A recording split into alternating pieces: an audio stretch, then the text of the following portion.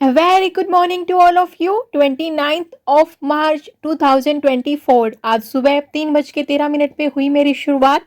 आज का दिन भी बहुत ही बिजी रहने वाला है, इसलिए फटाफट से थोड़ा सा प्राणायाम, भगवान जी के नाम, पानी गर्म करके और अपना रूटीन शुरू कर देते हैं।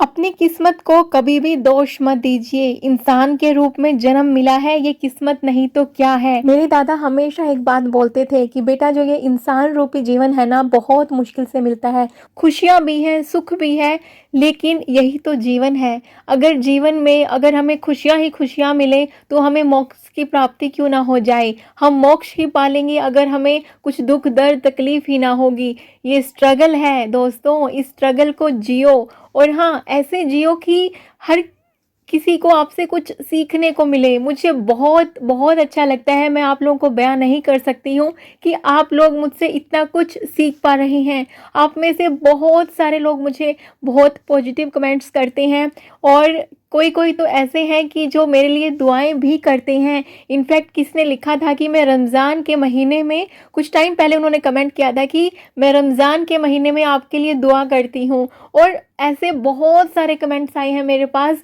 तो आप सबका दिल से शुक्रिया कि जो आप लोग मुझे इतने कम टाइम में, आप लोगों ने मुझे जो अपनापन दिया है। तो आप सब मेरी यूट्यूब फैमिली हैं। और एक और चीज़, आप सब मुझे ये बार बार रियलाइज़ करवाते हैं कि ये फैमिली अभी 10K यानी कि 10,000 की हो चुकी है।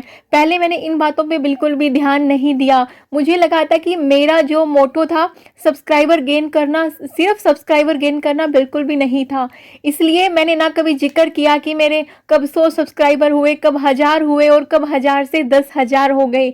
और मैं सब्सक्राइबर बोलना मुझे अच्छा नहीं लगता, क्योंकि आप सब मेरे भाई बहन, फ्रेंड और आप सब मेरी यूट्यूब फैमिली हैं। मैं आप सबको एक यूट्यूब फैमिली की तरह ही देखती हूँ और आप सब भी इतना कनेक्ट होते हैं। मुझे मैं बार बार वही वर्डिंग बोलती हूँ कि मुझे सही में बहुत अच्छा लगता है। कोई दूसरा वर्ड मिल ही नहीं रहा अच्छा कहने के अलावा। अच्छा नहीं, बहुत बहुत अच्छा। क्योंकि आप लोग मुझे कमेंट सेक्शन में बहुत सारी एडवाइस भी देते हैं, मुझसे क्वेश्चन भी पूछते हैं और बहुत सारी दुआएं भी देते हैं। वो कहते हैं ना, दुआ तो कब किसकी कहाँ पे लग जाए पता ही नहीं लगता। लेकिन हाँ, मैं एक बात ज़रूर बोलना चाहूँगी, इंसान रूपी जीवन मिला है ना, इसको जानवरों की तरह जी के मत काटना।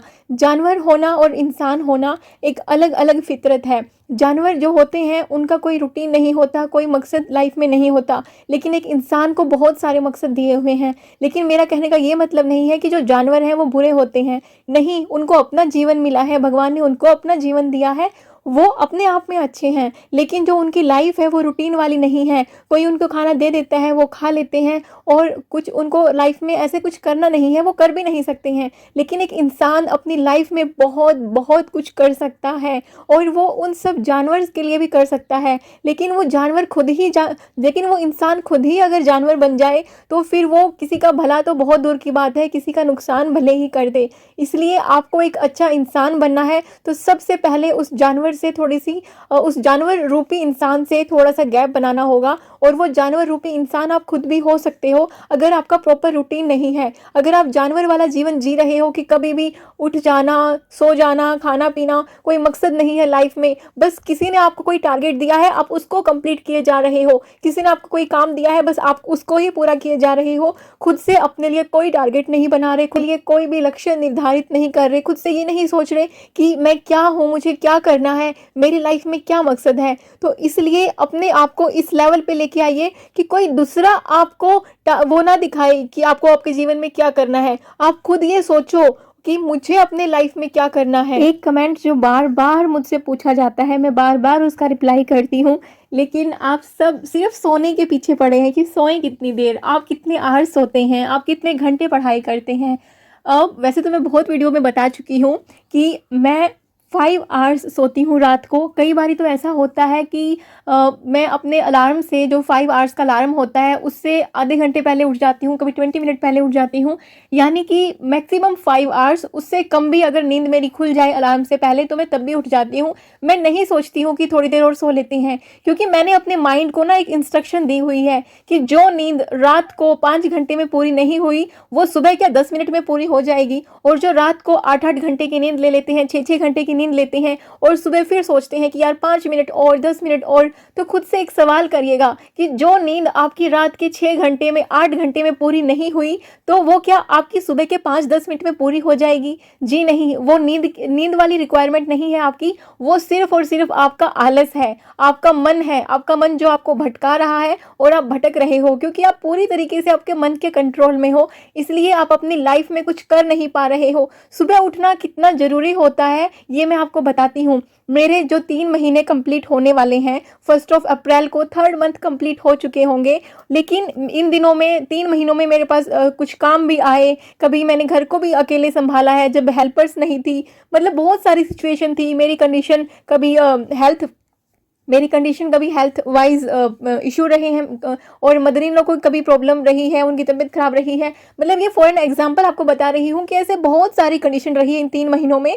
और लेकिन मेरा दिन 3 महीनों में 0 डे नहीं गया, कोई भी दिन ऐसा नहीं गया कि जिस दिन मैंने बिल्कुल भी पढ़ाई ना की हो। उसका सिर्फ और सिर्फ एक ही रीज़न था, सुबह जल्दी उठना। क्योंकि सुबह जल्दी जब हम उठ जाते हैं तो पूरा दिन हमारे पास कितने ही काम क्यों ना हो, पूरा दिन कोई भी कहीं से डिस्टर्बेंस क्यों ना हो, तो हमें कोई रोक नहीं सकता है पढ़ाई करने से। अब आप लोग बार बार पूछते हो ना कंसिस्टेंसी कैसे लेके आएं, तो उसको लाने का एक ही वो है कि सुबह सबसे पहले जल्दी उठना शुरू कर दो। और मैं सुबह पे ही इतना जोर क्यों देती हूँ, क्या हम रात को नहीं पढ़ सकते? ऐसा भी किसी का कमेंट आया था।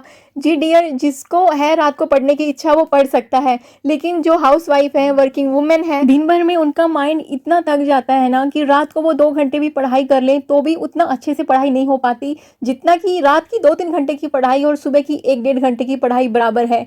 दोगुना काम करती है जब आप सुबह उठ के पढ़ाई करते हो फ्रेश माइंड से, और ये मैंने फील किया है। क्योंकि कभी जो मैं वर्क फ्रॉम होम करती हूँ, अपना जो जॉब है मेरी उसमें, और जो मतलब फैमिली का रहता है ना कि चाहे मेरे पास 2-2 हाउस हेल्पर्स हैं, लेकिन जो माइनर रिस्पॉन्सिबिलिटीज़ हैं दिमाग में उनका भी बर्डन है, फिर जो मैं वर्क फ्रॉम होम करती हूँ उस चीज़ का भी बर्डन है, तो और जो पढ़ाई जो सुबह की होती है तो माइंड में बहुत सारी चीज़ें चल रही होती हैं। तो फिर रात को सिर्फ रिवीजन के अलावा मेरे पास तो टाइम नहीं बचता है। और मेरी आदत है कि मतलब कि रात को सिर्फ रिवीजन करना है, नया कुछ भी नहीं पढ़ती हूँ। जो भी नया पढ़ती हूँ मैं सुबह ही पढ़ती हूँ, और किसी वजह से रात को मेरी रिवीजन ना हो पाए ना तो सुबह एक मतलब फटाफट से रिवाइज कर लेती हूँ, ताकि जो सब कुछ जो मैंने कल पढ़ा था रिकॉल उसे कर पाऊँ। क्योंकि जब तक हम अपना पुराना रिवाइज नहीं करेंगे नया कुछ भी पढ़ने का फ़ायदा नहीं होता है, सब कुछ पीछे वाला हम भूलते जाते हैं। लेकिन अगर आप चाहते हो कि आप रात को ही स्टडी करना चाहते हो, उसमें कोई भी बुरी बात नहीं है, बट वो स्टडी अच्छी होनी चाहिए।